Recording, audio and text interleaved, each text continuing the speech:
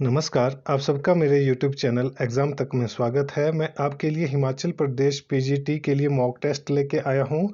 हिमाचल प्रदेश में पीजीटी के एग्ज़ाम होने वाले हैं, जिसमें आपके पास पेपर 1 और पेपर 2 रहने वाला है। जो पेपर 1 है, पेपर 1 में 50 क्वेश्चन होंगे, जिसमें से जो 15 क्वेश्चन है वो एचपी जीके के होंगे। तो वही 15 क्वेश्चन मैं आपके लिए मॉक टेस्ट के रूप में लेके आया हूँ। यदि किसी को हमारे मॉक टेस्ट की पीडीएफ चाहिए तो हमारा इंस्टाग्राम आईडी एग्ज़ाम तक 9 या टेलीग्राम चैनल एग्ज़ाम तक 9 को आप ज्वाइन कर सकते हैं। तो चलिए हमारा जो आज का मॉक टेस्ट है उसको शुरू करते हैं। हमारा पहला प्रश्न है, हिमाचल प्रदेश को कब प्रथम बार केंद्र सरकार द्वारा विशेष औद्योगिक पैकेज दिया गया था? ए 1998, बी 2003, सी 2007, डी 2012। तो इसका सही आंसर होगा ऑप्शन बी 2003। जो हिमाचल प्रदेश है, हिमाचल प्रदेश में प्रथम बार केंद्र सरकार के द्वारा विशेष औद्योगिक पैकेज कब दिया गया था? तो ये औद्योगिक जो पैकेज है ये 2003 में दिया गया था।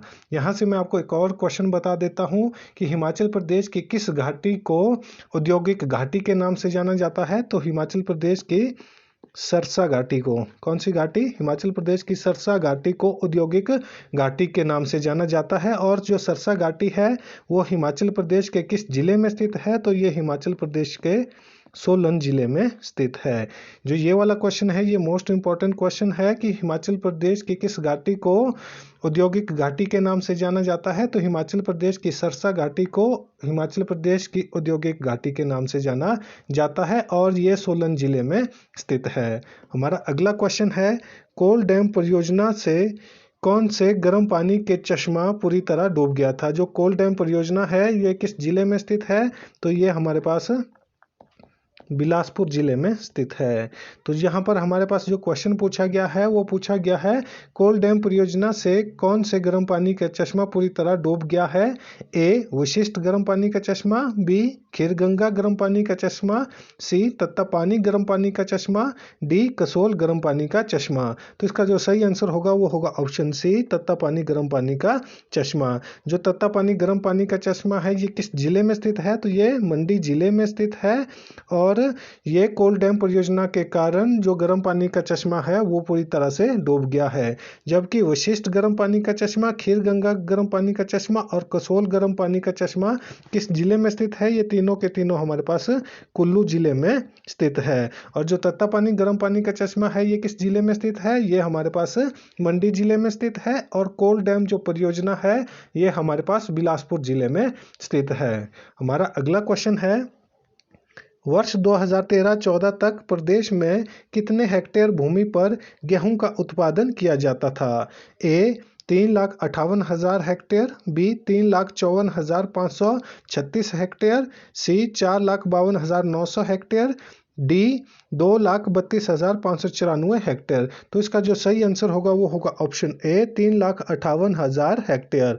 जो हिमाचल प्रदेश है, हिमाचल प्रदेश में वर्ष 2013-14 तक 3,58,000 हेक्टेयर भूमि पर गेहूं का उत्पादन किया जाता था। हमारा अगला क्वेश्चन है, केंद्र सरकार द्वारा वर्ष 2013-14 में गेहूं और धान की पैदावार वृद्धि के लिए कितने करोड़ का अंशदान राज्य को दिया गया था?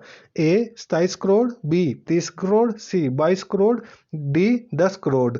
तो इसका जो सही आंसर होगा वो होगा ऑप्शन सी 22 करोड़। जो हिमाचल प्रदेश है, हिमाचल प्रदेश को केंद्र सरकार ने वर्ष 2013-14 में गेहूं और धान की पैदावार की वृद्धि के लिए 22 करोड़ रुपए अंशदान के रूप में दिए थे।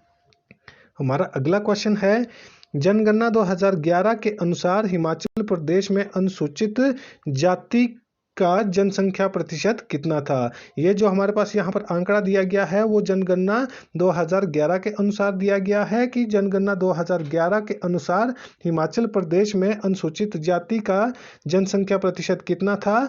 ए 12.1%, बी 18.9%, सी 20.1%, डी 25.2%। तो इसका जो सही आंसर होगा वो होगा ऑप्शन डी 25.2%।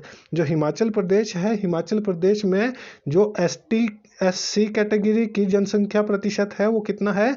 वो हिमाचल प्रदेश में 25.2% है। ये जो हमारे पास आंकड़ा है ये हमारे पास जनगणना 2011 के अनुसार बताया गया है।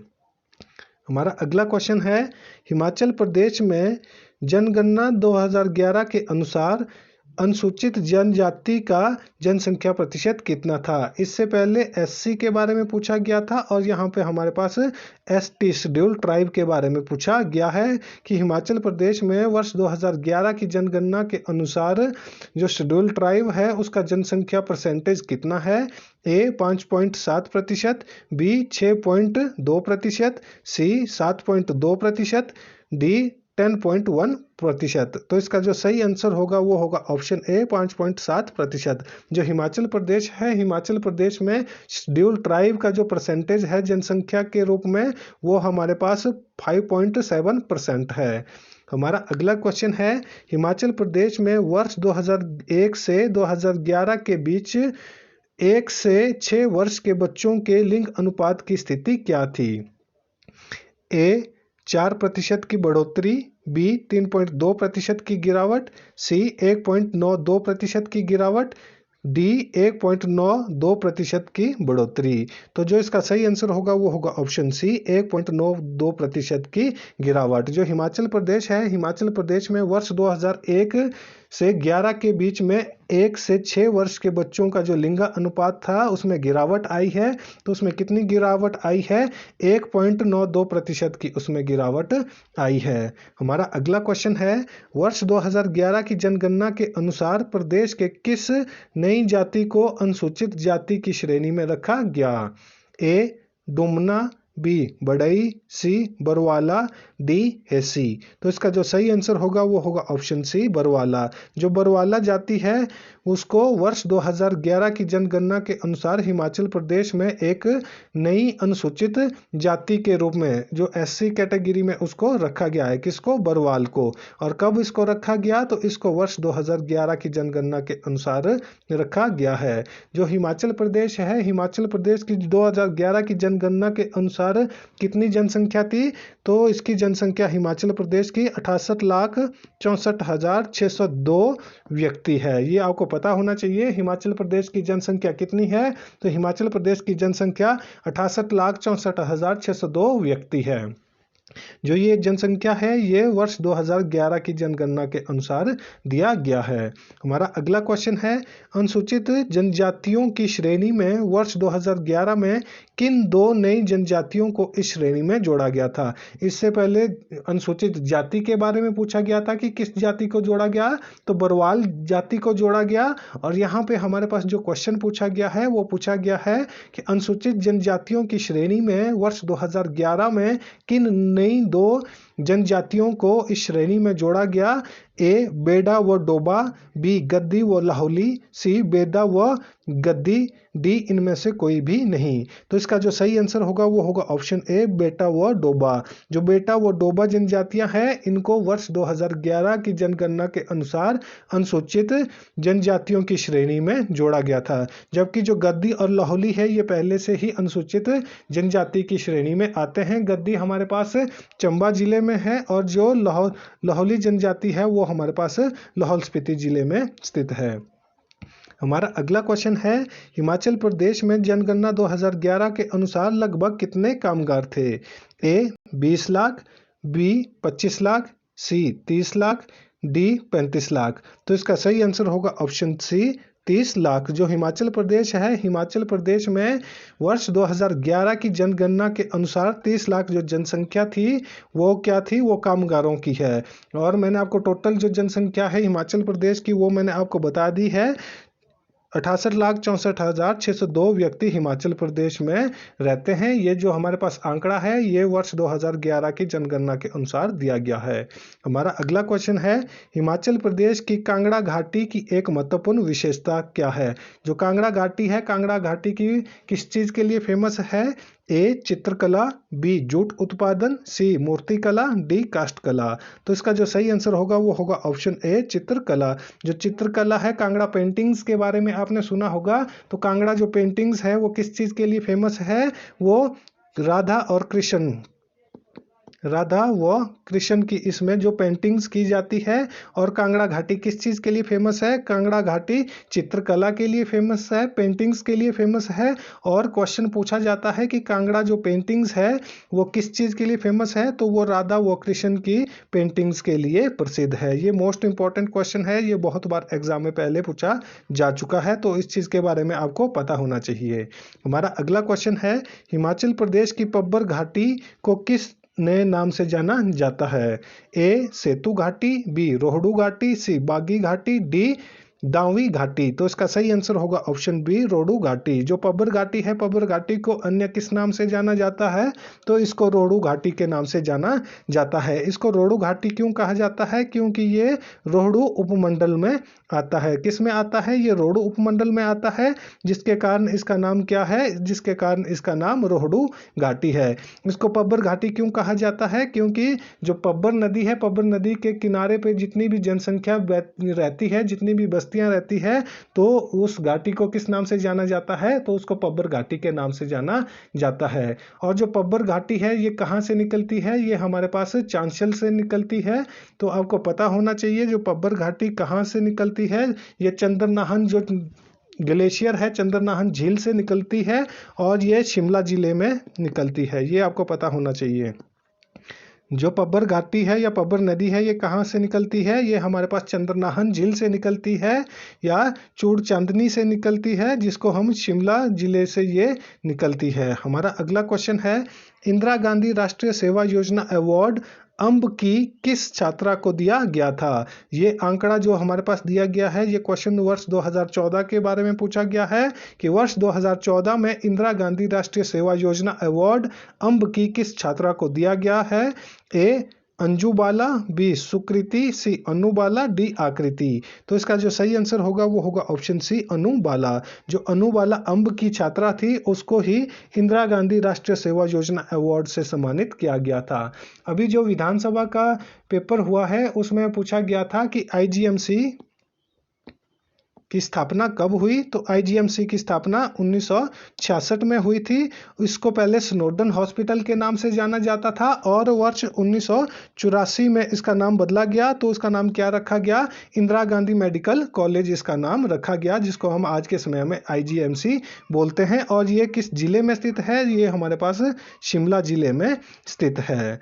हमारा अगला क्वेश्चन है, कुमारवाहा झील हिमाचल प्रदेश के किस जिले में स्थित है? जो ये वाला क्वेश्चन है ये भी इंपॉर्टेंट क्वेश्चन है, ये बहुत बार पूछा जा चुका है। कुमारवाहा झील, सुखसार झील, इनके बारे में पूछा जाता है। तो यहाँ पर हमारे पास पूछा गया है कि कुमारवाहा झील हिमाचल प्रदेश के किस जिले में स्थित है? ए सोलन, बी कांगड़ा, सी मंडी, डी चंबा।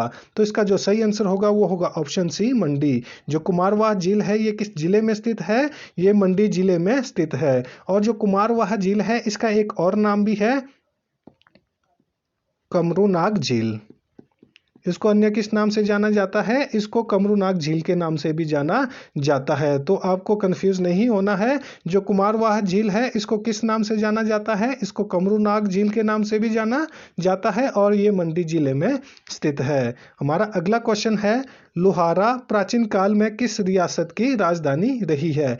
ये मोस्ट इंपॉर्टेंट क्वेश्चन है, ये भी बहुत बार एग्जाम में पूछा जा चुका है कि जो लोहारा है ये वर्तमान समय में किस जिले में है और लोहारा प्राचीन काल में किस रियासत की राजधानी रही है? ए सुकेत, बी चंबा, सी सोलन, डी उन्ना। तो इसका जो सही आंसर होगा वो होगा ऑप्शन ए सुकेत। जो सुकेत रियासत थी, सुकेत रियासत की जो राजधानी थी वो कहाँ पर थी? वो लोहारा में रही है। और सुकेत जब रियासत की स्थापना की गई थी तो उस समय सुकेत रियासत की राजधानी कहाँ पर थी? उस समय सुकेत रियासत की राजधानी पांगणा में थी।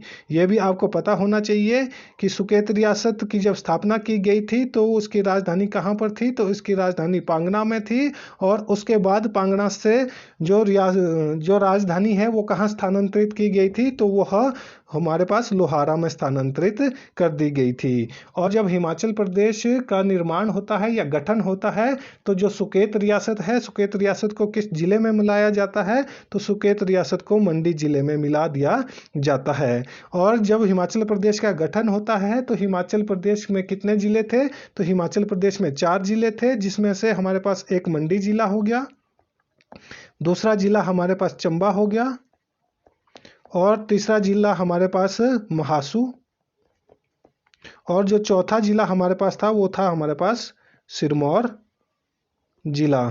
कौन सा जिला था? तो उस समय हमारे पास जो ये जिला था अगला सिरमौर जिला था। हिमाचल प्रदेश का गठन कब हुआ? 15 अप्रैल 1948 को हिमाचल प्रदेश का गठन हुआ था। कब हुआ था? 15 अप्रैल 1948 को। और उस समय हिमाचल प्रदेश में 4 जिले थे, मंडी, चंबा, महासू और सिरमौर। तो इस तरह से जो चीज़ें हैं वो आपने एक दूसरे के साथ इंटरलिंक करनी है और ज़्यादा से ज़्यादा जो क्वेश्चन है उनको आपस में इंटरलिंक करके पढ़ना है, जिससे आपको आसानी हो जाएगी। तो जो हमारा आज का मॉक टेस्ट था वो यहीं पर ख़त्म होता है। यदि आपको हमारा मॉक टेस्ट अच्छा लगा हो तो हमारे वीडियो को लाइक करें, कमेंट करें और हमारे वीडियो को अपने दोस्तों के साथ शेयर करें और हमारे यूट्यूब चैनल एग्ज़ाम तक को सब्सक्राइब करना ना भूलें। धन्यवाद।